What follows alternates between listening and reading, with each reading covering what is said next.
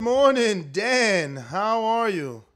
What's the word, guys? Thanks for having me on. Got my coffee, ready to go. Canelo has arrived in Las Vegas, man. I've become a bit of a better too, man. I'm gonna be looking and listening to see if there's anything that you can offer me in terms of hmm advice, because I feel like um, this fight is going a distance. I don't know why everybody's putting their money on Canelo to stop Canelo-Plant. I didn't see Jacobs get stopped, Trout get stopped, Cotto get stopped, Floyd get stopped. hmm I mean, so many people didn't get stopped. Even the old man Kovalev, who his ex trainer said is an alcoholic, went 11. Yeah, but he So got brutally stopped. yeah, but he made it 11. So it's like, if this guy's at the end of his career, his hmm trainer saying he doesn't take it serious, he's not training, and he's drinking. I mean, this young man who's been with Coach Larry Wade because they made it seem Yeah. on part two like he just got with Larry Wade. I know that hmm he's been with Larry Wade from the beginning, so it's just like, I don't know. But you sound almost like you are going for the stoppage. No, I really I don't make picks, but I think that the fact that you brought up that he's Jacobs and Plant, it's his first American that he's fought, first guy that he's fought in his somewhat prime, Caleb Plant. The only thing with Plant is that he just hasn't really fought anyone. The level of competition it's such a drastic step up. I do think he has the elusiveness for the first couple, maybe first half of the fight to give Canelo problems. But the thing that he lacks, Plant, that I think is what's necessary to disrupt Canelo is volume and power. I mean, that's what Golovkin did. He's got volume, throws 70 punches around. He obviously has the power. Golovkin Plant doesn't really have that. Those 50 punches around, not known for his power. But over to Canelo, those fights where he doesn't really step on the gas until he has to. He lost some rounds to Saunders just off of sheer inactivity of just not throwing punches, kind of waiting him out. And then boom, I'm gonna strike, break your orbital bone, fight over. So it's hard to tell with Canelo. I can see it going the distance, but a stoppage late would not shock me at all.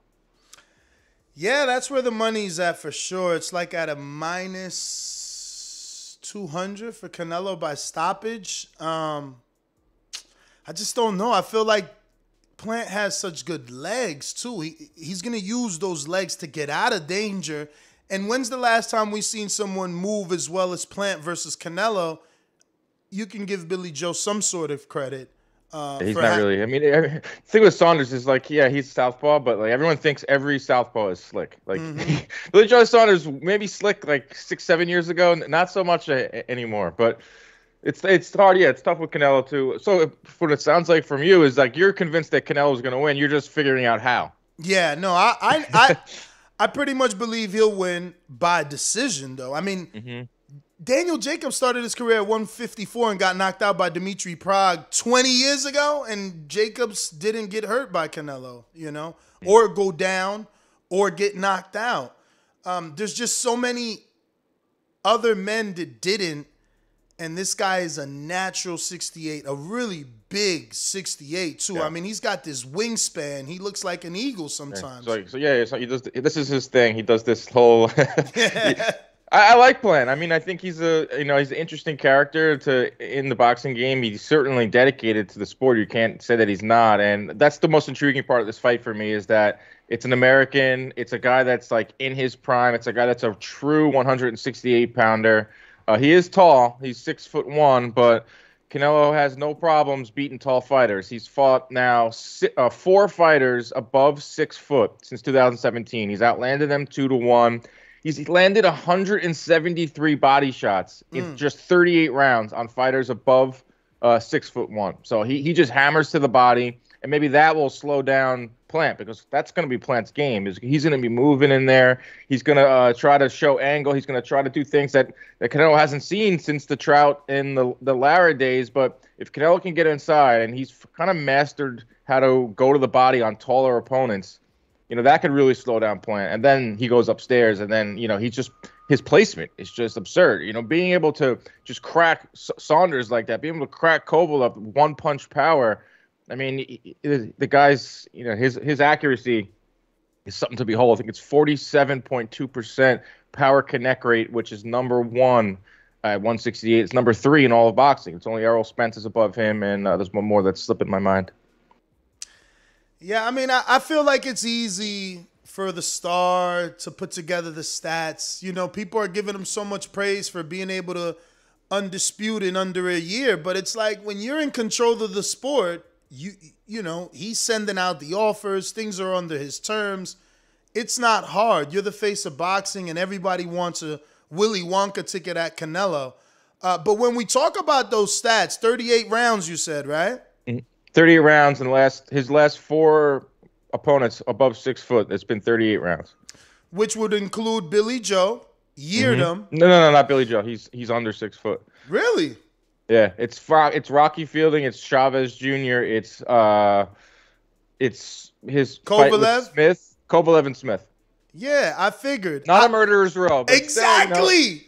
Still, you know, this shows you all like, Eastern Europeans. No, Dan. All Eastern Europeans with that dumbass high guard. Of course, they're gonna get hit to the body. I know, but listen, he's in there with a tall guy, and this is his game plan. He'll never land that many body shots on Plant. First of all, Plant gonna be hitting him with so many feints.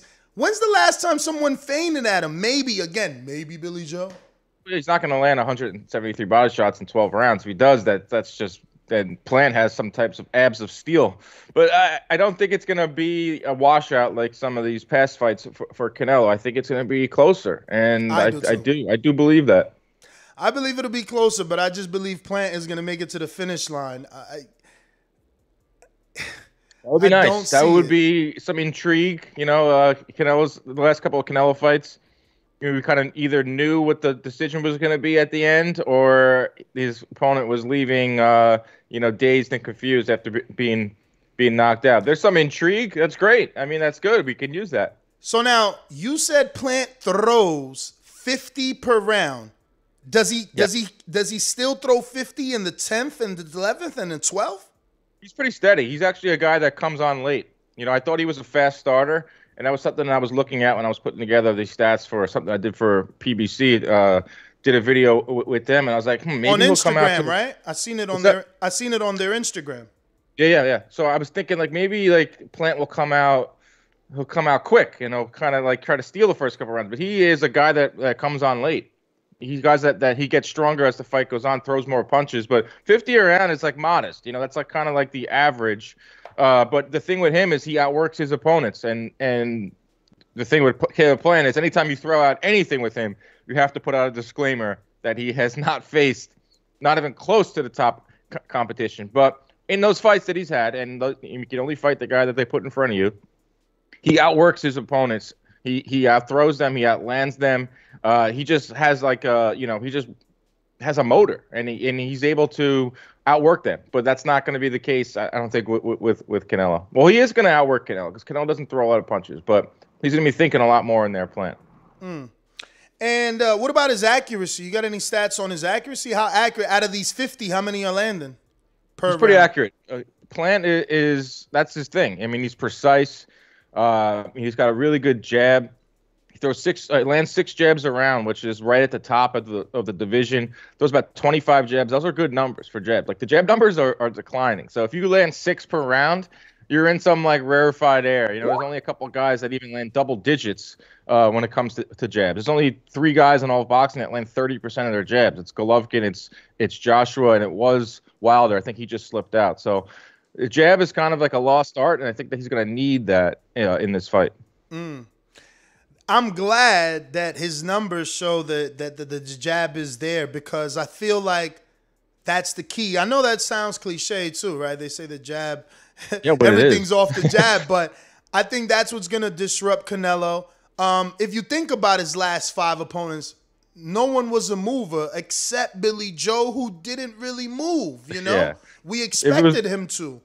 Right. If it was Billy Joe from like 2017 when he beat Lemieux and he looked unbelievable and he's doing this. And yes. Yeah, everyone's just like, oh, Billy Joe's something slick. Like people get locked into one fight type of style for a fighter. Yeah, he was slick 5-6 years ago. Like I do think Plant's got a lot more movement in there, and there's a lot more to give. He's only 29. He's 29. hasn't really been in a big fight yet. It's got a lot going for him. Larry Wade, I really believe in Larry Wade. I think he's a great strength and conditioning coach. He did and I wonders think for that's Luis himself. Ortiz. What's that? He did wonders for Luis Ortiz. Ortiz looked better in the second fight with Larry Wade. That guy's an unsung hero. Yeah. You know, when you think of his performance with Wilder, the way that his body came in that second fight, you got to credit Larry Wade and obviously the determination and willpower of Luis Ortiz. And that's kind of what I'm hanging my hat on. I've known Caleb for years, and he's always been with Larry Wade. So it's like, how is he not going to have the stamina? How is he not going to be durable enough? But I am also trying to convince myself that Canelo doesn't get the stoppage. But I'm trying to use stats. That's why we got you on, because it's like, yeah, man. I know Plant has improved. Excuse me. I know Plant has improved that he's not, or that he is on that level of some of these past Canelo opponents, these big names. It's so hard to tell though with Plant, because he just hasn't fought anyone. I wish he took somewhat of a challenge in his last two fights. You know, Mike Lee, Feigenboots, Caleb Truax. You know, it's good for him. He was able to fight in Nashville. He was able to headline on Fox. I'm sure he made some good money. But, you know, what did it really do for you? You know, I'm a firm believer in iron sharpens iron. I just would have loved to seen him in there with even like a B-level opponent. None of those guys that listed were even B-level type of guys. No disrespect to any of them, but it just is what it is. So it's hard to gauge Plant. It's hard to say, oh yeah, I think he'll go the distance, and I think he'll come on, and I think he'll have a gas tank. But what happens when he gets hammered to the body from the first couple body shots that Canelo lands on him? Let's see, is he going to have the crispness on his punches? Is he going to be able to throw those 25 jabs around in the 10th, 11th, and 12th round?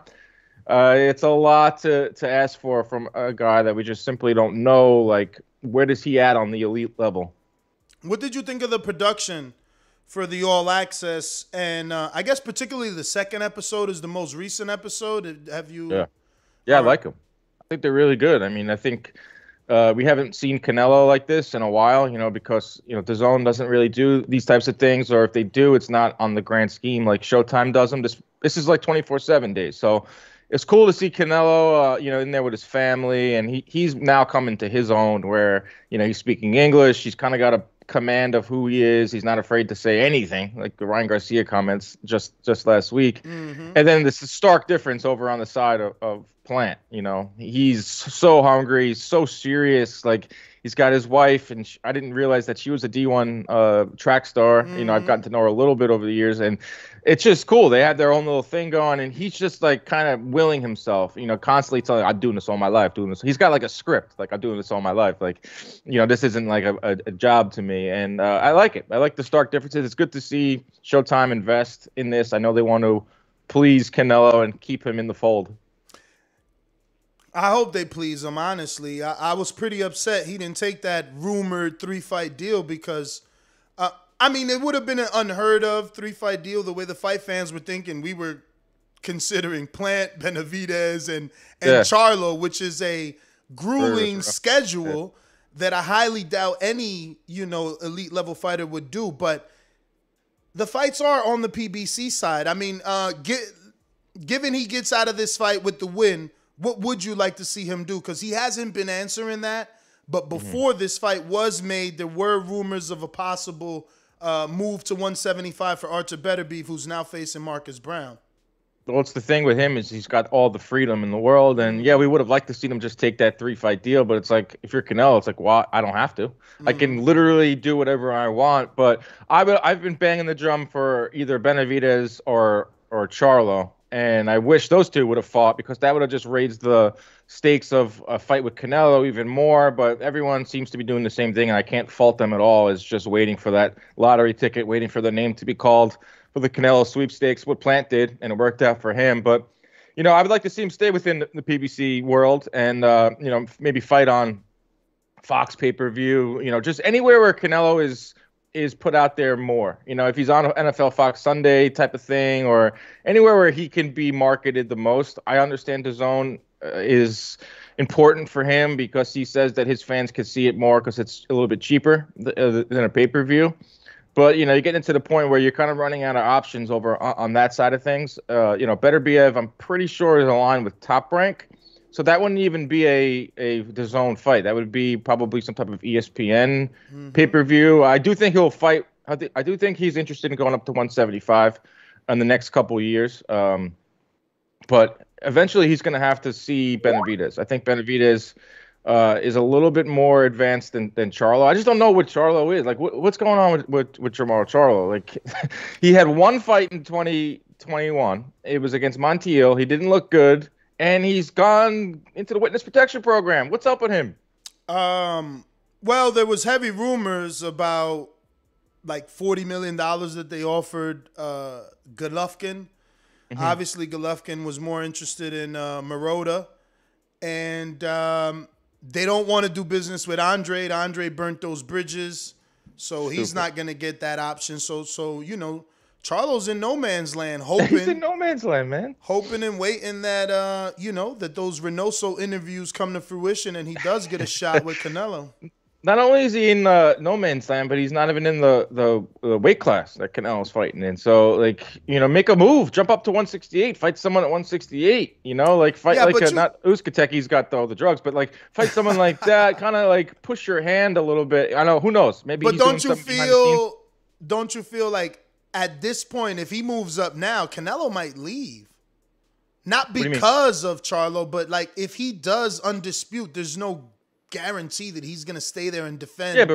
Yeah, true. But where do you think Canelo's going to settle in at? I don't think he's going to fight at 175 for the rest. I think 168 is going to be his. Honestly, listen, if I've always said, even 2 years now ago, I think Canelo beats Beterbiev. Beterbiev been put down by way lesser men than Canelo. Yeah. We'll see what Beterbiev's got when he fights Marcus Brown. I don't know that Marcus is the guy. Hopefully Marcus can will himself to be the guy, but I don't know that he's the guy. He didn't show that in the Pascal fight. No. Pascal might have been on copious amounts of anabolic steroids.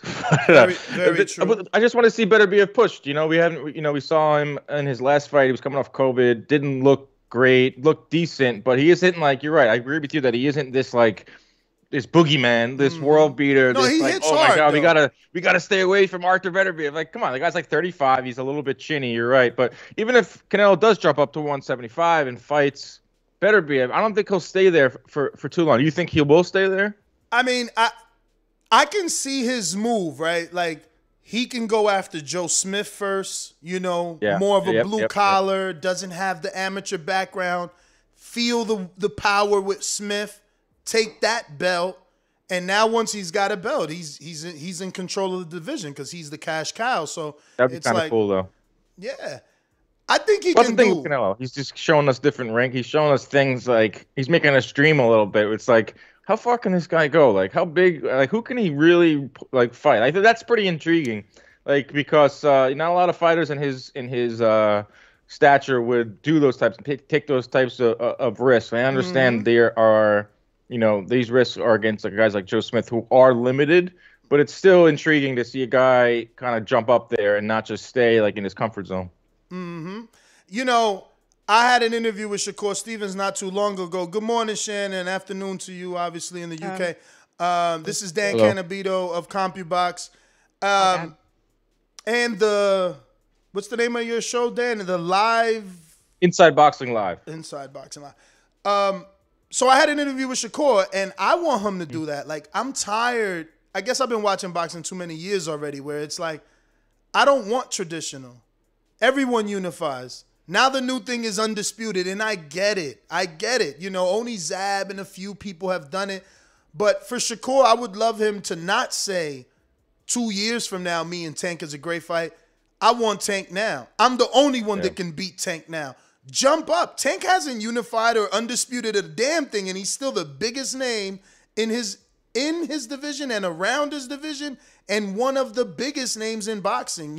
When you get rid of all the big name heavyweights, you gotta eventually fall on to Tank's name. Oh, definitely. Yeah, I think it seems like Shakur isn't starting to understand the business side of things, or someone in Top Rank is kind of in his ear, you're not getting Tank next. So if you're going to call him out, make it reasonable and say in a few years that down the line, is a big fight. It is, and I wish it wasn't that case. I wish it was, where we're getting these big fights. We could have a Super Bowl 4 or 5 times a year with the amount of young talent that's in boxing right now, and all in their same weight classes, and so visible now because there's 4 different platforms for you to watch all these guys put on their talents, man. It could really be something, but I get kind of caught up in that, like, what if, and like that was dreamland. But in reality, we're getting some good fights. We are getting good. It's not always the best versus the best, but more often than not, especially this year too. I know there was a big break in the summer where things were pretty damn slow, but we're ending the year pretty strong. There's a lot of unification fights. If you take a look at 2021, when it's all said and done at the end of the year, you're gonna look back and say this is a damn good year for boxing. Do you think that Shakur could be becoming the new Terrence Crawford over at Top Rank? I just seen an article with Bob Arum saying that he wants Oscar Valdez to fight Emmanuel Navarrete, who will be moving up from 26 to become a 130-pound fighter for the first time, and once again have the Mexican versus Mexican fight, but finally give Shakur a Mexican in the loser of Burchell, which, obviously Valdez defeated. Was it Stevenson would fight Burchell? This is a 4-man little thing they're doing here. I mean, is this like the least shocking thing I've ever heard? Oh, Bob Arum is trying to marinate and trying to drag this out a little bit longer. And this goes back to what I've said for a while, is that Arum, Top Rank, and all these promoters have obligations to their networks. Mm-hmm. They can't just burn Shakur versus Valdez next. It is a great fight, and I think it would do great ratings, and especially if they put it on regular ESPN. It's like, how can we, make this into like a 3 dates? How can we turn this into 3 dates for ESPN? Well, I got Navarrete, who's pretty fan-friendly, but is also a featherweight, and he might be able to give Valdez some fits. But the fight to be made right there is Valdez versus Stevenson. It's like right there in front of us. I just don't get why they think it's smarter to prolong it versus giving Shakur Valdez the unification and Navarrete and Burchell the undercard, making the next opponent.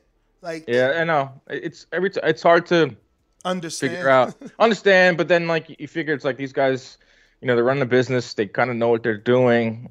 Brad Goodman is the matchmaker at Top Rank. I mean, look what he did just past weekend at MSG. That, if you take a look at that bout sheet, you were like, all right, this is a ho-hum card, and ended up being banger after banger. So I know they kind of know what they're doing, but it's a little frustrating. You're right. I'd like to see Stevenson. He's finally getting big opponents, and that was the one thing with Stevenson that I've told him when I've interviewed him. It's like the reason why this was like a year and a half ago, 2 years ago. The reason why I don't think people leave you out of like the top young fighters, and it's not on purpose. It's because like you're not lumped in with the lightweights, and you don't have like a rival. Like you don't have someone that's constantly being asked about you. And vice versa. And now he kind of does. Like Valdez could be that guy. If he comes out of this beating Herring, Valdez, he beats Navarrete, he beats Burchell, or one of those guys. I mean, that's a pretty damn good run. That's like kind of more impressive than whatever Crawford has done. Shan, what's up? What's up? Buenos dias. How are you? I'm okay. It's a bit tired. Just had to do another Zoom thing and then get on to talk boxing. Well, let's bring it back to the topic. Obviously, Andy Ruiz wants a few names. Most seem like he can't get. He mentioned Tyson Fury, who's obviously going to be busy with the WBC and Dillian White. Joshua's busy with his rematch with Usyk. And then he mentioned Usyk and Wilder. The only name there, obviously, that makes sense is Wilder. They're on the same side of the street. I want Wilder, too. What do you guys think about that fight? Do you think that Al, with this new conversation, right? They've started conversation at least with Canelo.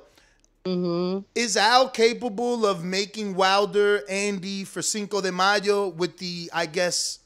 No Cinco de Mayo. With the okay of Canelo? Because we went through his resume. That's Canelo's day. Yeah, but we went through his resume, and he's missed that date quite a few times, especially in the recent, and he has missed it before. Pandemic. Yeah, but he has missed it before that too. Like he kept the date from Cannes to Gennady 2. He kept those dates, but before that he missed it, and after that I think he missed. What did he miss? He missed 18. 18, and I know 20 for sure. I think it's the September ones he keeps missing. Yeah. For the September one. As of recently, he's definitely missed, you know, He's the missed- May one. I mean, the May one. September 3 years. one. The He's September missed the May one. one. 3 years. 3 years. But I think if that date is available for him, I don't know if he'll give that to Andy, but it'd be nice if he gives it to Andy. But think about it. What is he gonna do next? No one even knows. Like, is he gonna find something big enough for Cinco de Mayo in time? If he beats Plant, you know, there's really nothing for him to take that date for, and that's a stablemate. That's a stablemate. Yeah, if there's nothing bigger for him, then yeah, you may as well pass it on to Andy. I'm sure you guys seen Canelo rubbing his butt, so it means like they're friends. I'm not just rubbing any grown man's butt. What was that about? That is just too much. I know. I didn't know tattoos on it's butt feeling cheeks were a thing. Tattoos on butt cheeks are a thing, or is that just like some Andy did? Furthermore, just show it to your girl. What are you showing it to Canelo for? I just looked on Twitter, guys, and Eddie Hearn teases a potential O2 Arena fight for Canelo in 2022 and says Canelo has told him he would love to fight in England. That's just yeah, he did say that. Yeah, there you go. That'd be awesome. That definitely means he could take the Cinco de Mayo. Well, we don't need Cinco de Mayo because in the UK we don't celebrate Cinco de Mayo. That's what I'm saying. So that means Andy could take it. A lot of people celebrate it here that have no right celebrating it here, so it happens all over the place. How about thinking about Andy Ruiz? I would love to see Andy Ruiz fight Otto Wallin. Otto Wallin's a guy that needs a fight. No. If it comes down to the rumor was Andy Ruiz versus Luis Ortiz. Yeah. I don't want to come on. I don't even want to see that. I don't even see that, man. I don't mind Luis. Wilder. Let's just get. I would love that. You're right. Let's get to as Chulo would say. Let's get to some sexy fights. Yeah. Let's get any sexier than Wilder Ruiz. That's been kind of rumored for forever. And when Ruiz won the titles off of Joshua, I was like, okay. This means we're going to get this unification inside the PBC. That's a huge fight. So marketable because, I mean, look at the fan base that Ruiz still has to this day. He's got millions of followers on Instagram, and I know that doesn't translate, but he is a hero for forever, being the first Mexican heavyweight. And then Wilder and Ruiz, that's an explosive fight. I mean, that would be great if they just tabled everything and just was like, hey, let's just make this in April. And I think that's the type of fight that Wilder will get up for. You know, he's not going to take like a Charles Martin fight. He's not going to take some type of rebuilding thing. He needs to go big. He's 35. Like, you got to taste. He's 36 now. 36, exactly. He's getting older by the minute. You got to put him in there with someone that's going to, you know, inspire him to train. Yeah, I think Andy Ruiz in the spring.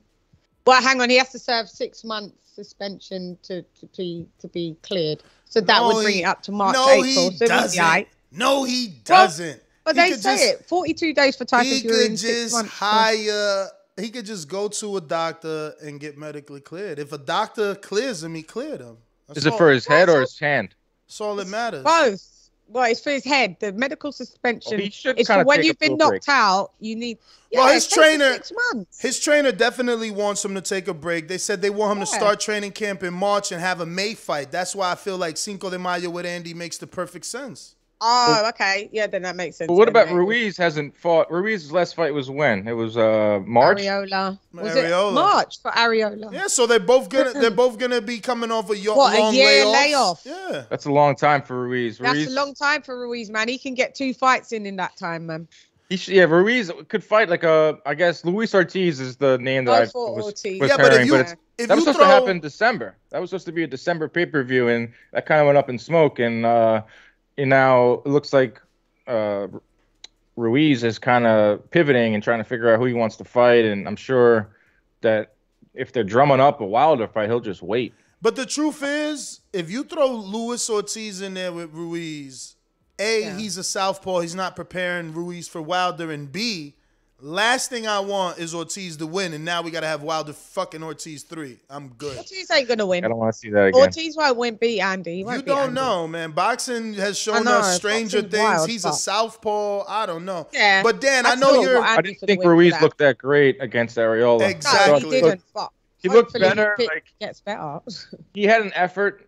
You know, that's what I liked. He had an effort late, and you know, he was throwing 50, 60 punches almost every round. Ruiz, and he at least he got up off the mat, and you know, he was able to score some knockdowns of his own. Like it was intriguing, but it wasn't like he didn't seem elite to me at all. But still a fun fighter, and I would love to see him versus Wilder.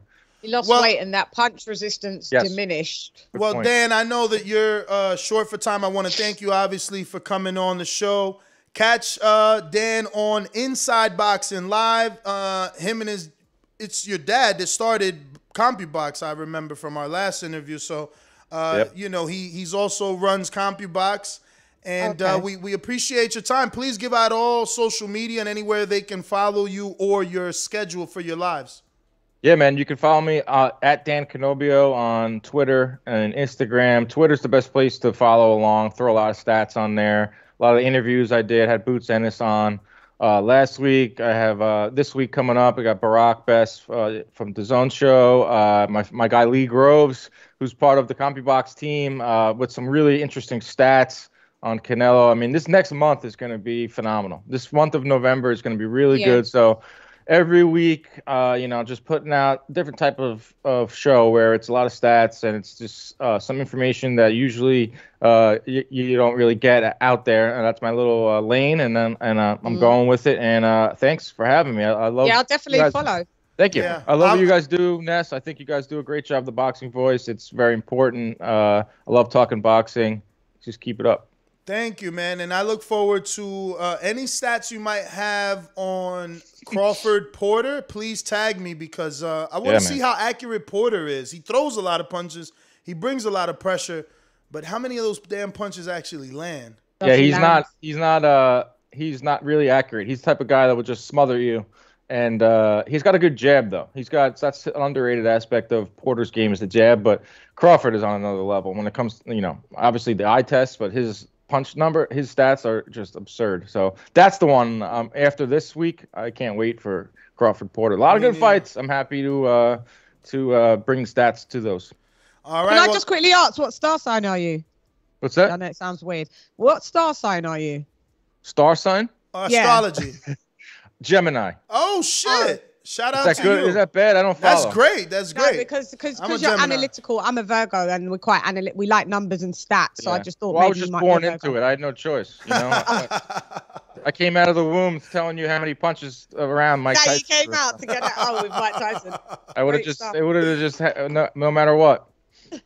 All right. Well, Dan, man, thank you so much. Appreciate it. Shout out to the Gemini. For the video, feel free to hit the like, subscribe, and share. As always, if you want to support us to the next level, head over to the patreon.com/ThaBoxingVoice. We have tons of exclusive from Border Wars, Entitled, betting shows, the list goes on and on and on. But in addition to that, if you guys have questions for fighters, trainers, and promoters, this is where you can submit them. We will run out, get these questions answered, and put it back on the show just for you guys. Appreciate it. Peace.